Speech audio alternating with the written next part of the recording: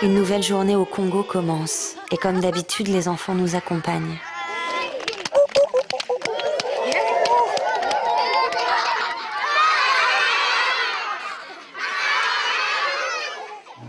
Nous nous dirigeons maintenant vers un chantier qui appartient à une compagnie industrielle européenne, la Sodefort. En chemin, nous rencontrons Roger, représentant de la société civile. Il nous explique la situation. Une société, quand elle arrive dans une communauté, est-ce qu'ils sont obligés, par une loi, de construire quelque chose? Oui, d'après notre code forestier actuel, c'est une obligation que les industriels ont vis-à-vis des communautés locales. Et il y a des industries qui ne le font pas? Non, il y a des industries qui ne le font pas, qui ne respectent pas la réglementation. Mais est-ce qu'elles donnent autre chose en échange?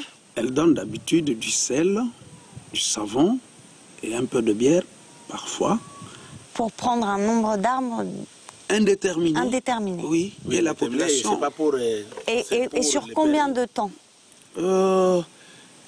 L'industriel peut faire 2 ans, 3 ans. C'est tout ce que l'industriel donne. Il donne une fois, il donne pas 5 fois. Il donne une fois, il donne pas 5 fois, 6 fois, non. C'est-à-dire qu'il arrive sur un terrain, il leur donne un sac de sel, 12 bières, oui. Et ils peuvent exploiter pendant 2 ans sans leur dire combien d'arbres ils vont prendre. Même plus, parce que c'est un pillage qui se fait ici dans nos forêts. C'est un pillage.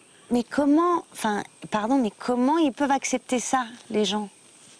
Oui, puisque les gens ne sont pas d'abord informés de la loi, si on peut le dire, et n'ont pas de moyens de revendication. Puisqu'il y a la police qui intervient toujours si les populations locales refusent l'abattage de grimes.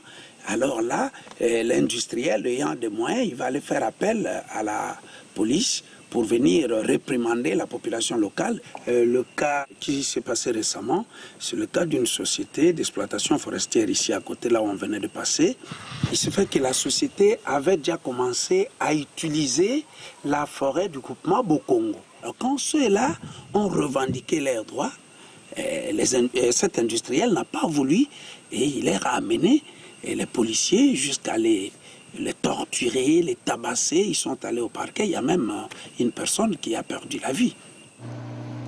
Raoul me confirme que suite à une manifestation, des villageois ont été emmenés à 400 km de là et emprisonnés plusieurs jours. L'un d'eux est mort à sa sortie de prison suite au mauvais traitement et au manque de soins. Le site où a eu lieu le conflit n'est pas très loin. Nous allons nous en approcher. Pourquoi on ne peut pas s'arrêter pour parler avec les travailleurs? On ne peut pas s'arrêter parce que Greenpeace n'est pas la bienvenue ici. Hein. L'exploitant en place n'est pas d'accord avec les rapports de Greenpeace sur sa façon de travailler, sur sa façon d'exploiter les forêts.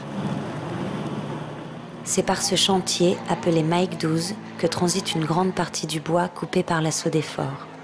Elle l'expédie ensuite principalement en Europe.